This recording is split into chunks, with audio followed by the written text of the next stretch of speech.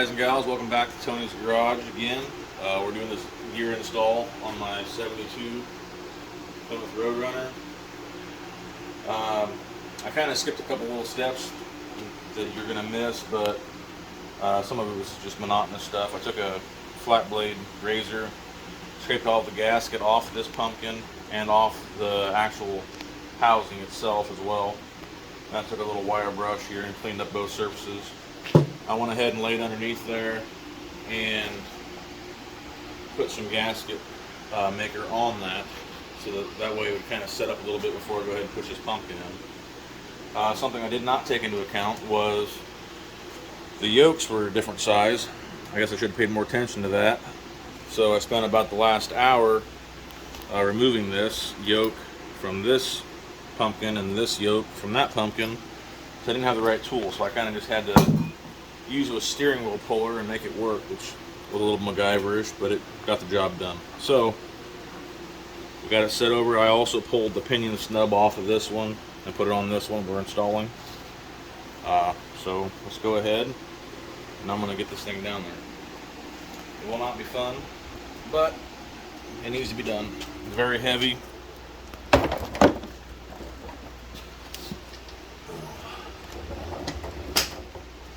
I'm not going to accomplish my goal tonight, which was completely getting this done. So I'm going to have to do the end of part 2 tomorrow. But progress is progress. So.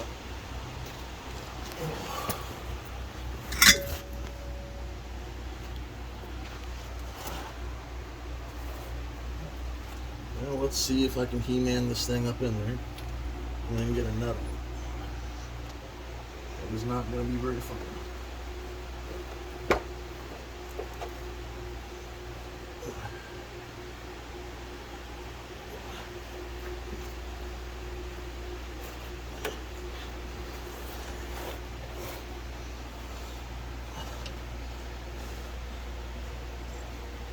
Someday, I want to own a lift, and this is going to be a lot nicer and a lot easier.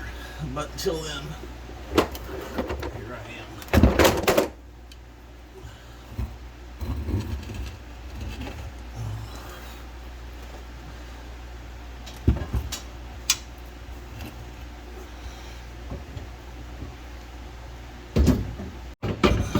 But you can pull that axle shaft out a little bit. I think we're hitting.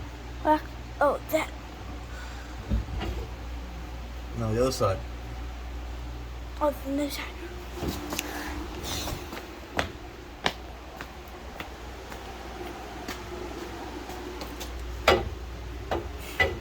Pull it out a little bit. Yep.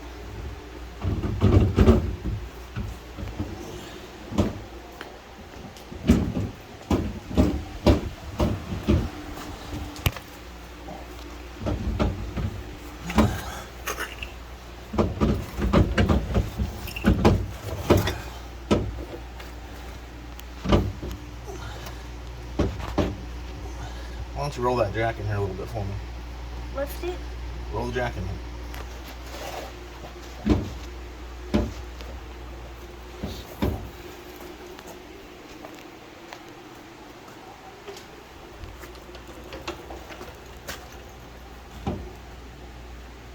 Alright, buddy, keep coming.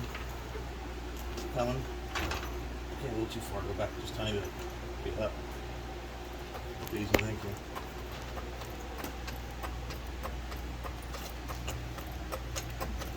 For some reason, it's kind of got a little dead spot. Okay, too far. Okay, don't let down.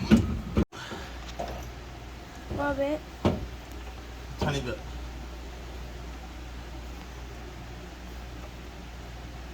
No, it's down, bud. Oh, tiny bit. Tiny. And we'll go up a little bit. Okay, stop.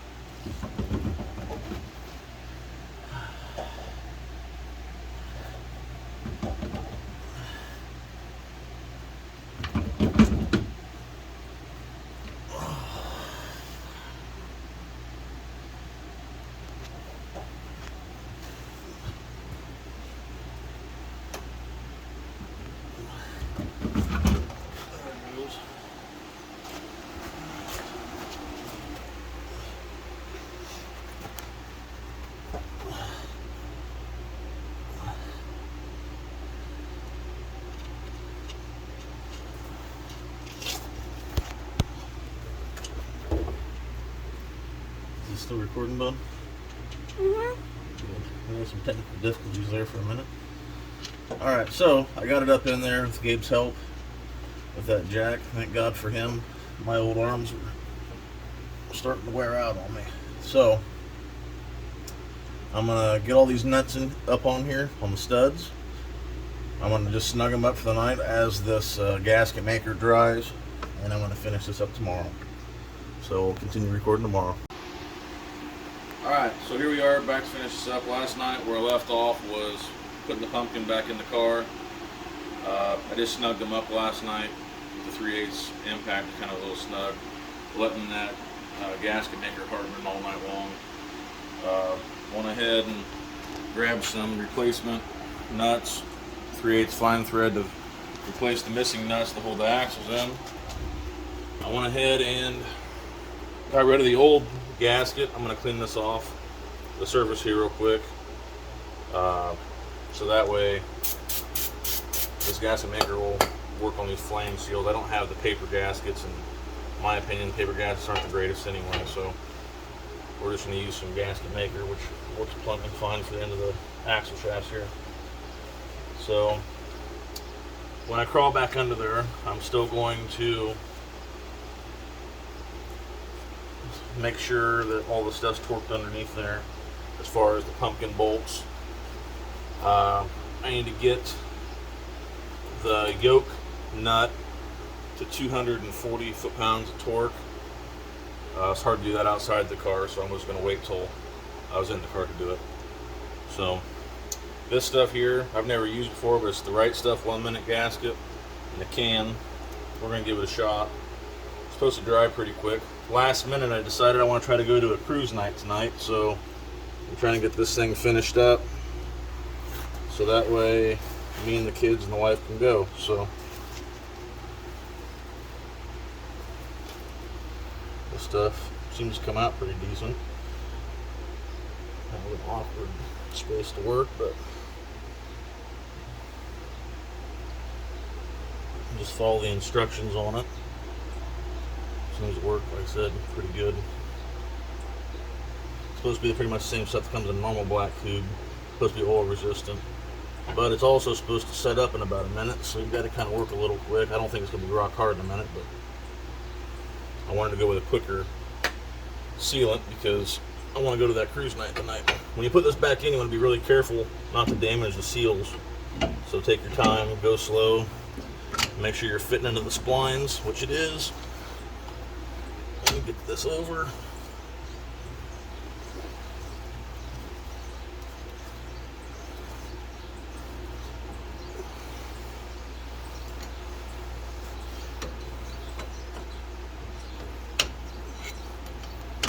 There we go. All right, so I'm gonna put these nuts back on and we should be good to go. I'm going to go ahead and tighten them up. So, and you're going to do the same thing on the other side. Alright, so I went ahead and got the other side slid back in, sealed up, and the nuts back on as well. It wasn't the easiest thing in the world. For some reason I couldn't get that bearing on that other side to seat very well. Hi buddy. So anyway, we got it in, got them tight. So now we're ready to go ahead and put the drive shaft back up. So I'm going to crawl underneath there now, put those 4 bolts back in, and after that's done, we'll get these adjusters back in, make sure the brakes are good, and we should be about done today. Alright, so went ahead and torqued the yoke nut down to 240 foot-pounds. I went ahead, got the U-joint under there, back in place, got all 4 of those bolts tightened up. So now we are on to filling in the differential with fluid. Now, I went ahead and got this Polytrack limited slip stuff, Transex. Go ahead and put one of these bottles in for your sure grip for the clutches. Then I got 3 bottles of 80W90. I think the book says 7W90, but 80W90 will work. I don't think it's going to take all 3 quarts, but it might. It says it takes 3 to 4, but there's still a little bit in there that I didn't get out. So anyway, you just basically pull this pipe plug out of the center section, with a crescent wrench or a wrench. I think it's like 3/4 or something like that. And it's pretty simple. You just pour this stuff in until you see it overflow out of the hole. So I'm going to crawl underneath there now and go ahead and fill that up. Alright, so I went ahead and got that differential filled up. It took about 2.5 quarts of this stuff, plus the tube of limited slip stuff. So now everything's put back together other than fixing the brakes real quick. So what I found out is this spring here isn't hooked up for some reason, and that allowed the tensioner to fall out. So I got the tensioner back where it belongs. I went ahead and added a little lube to that. We're gonna get the spring back in where it goes, but it has no hook to it for some reason, so you have to add a hook back into it. Now you should be able to hook it back where it goes. You might have too much of a hook in it now, but we'll get there.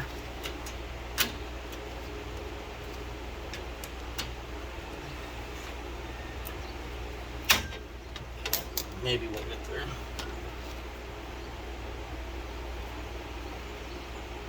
When you're putting this in, you want to make sure, you know, this is out, that's in, or sorry, reverse that. That's out, that's in. So you want it to be able to tighten, and it catches on this deal here to stop it. So that way it can't go backwards.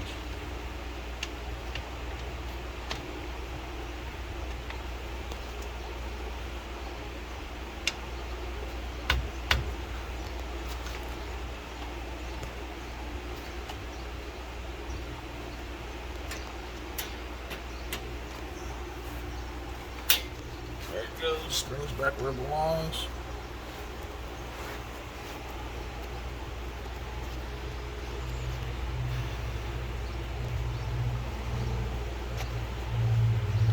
This should be able to go forward and touch. Because what this does is it's supposed to stop this from backing off and losing your brake. As far as your, because as you back up and whatnot, this should continue to self-adjust and go outward towards the drum. And if it can back off, then you lose your pressure. For some reason, this one kind of fits funky, but should be okay. Alright, so what I'm going to do now is kind of just set the tension of this drum, but you should put it on and it should barely drag. Let's go out just a little more.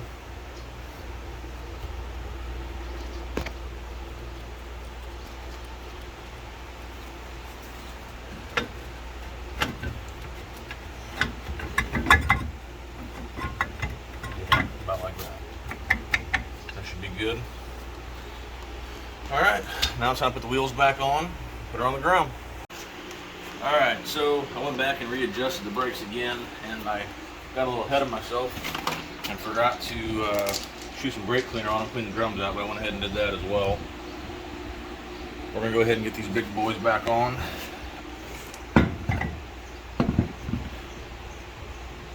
Kind of got ahead of myself too, I guess, because I was in a hurry hoping to make this cruise night, and now it's outside looking like it's going to rain cats and dogs. But either way, this will be knocked out. So I'm going to go ahead and get these put back on, and probably torque them down a little bit, and then have to eventually take it for a drive. If it starts raining, I won't be able to do that because this thing's windshield wipers don't work, which is awful, not convenient.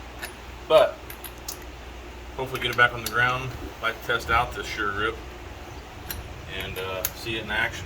Hopefully I can get a chance to do that real quick. But if the rain gets here first, we'll have to try that another day.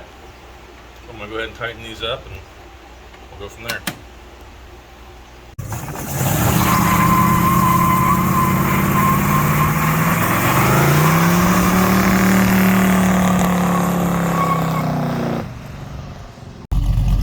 Go go ahead and mark off changing gears and fixing the back brakes off the list.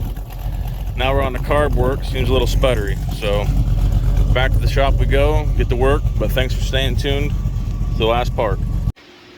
All right, as you saw, we got our test drive in before the rain hit. Sure grip's working like it's supposed to. Both tires are spinning.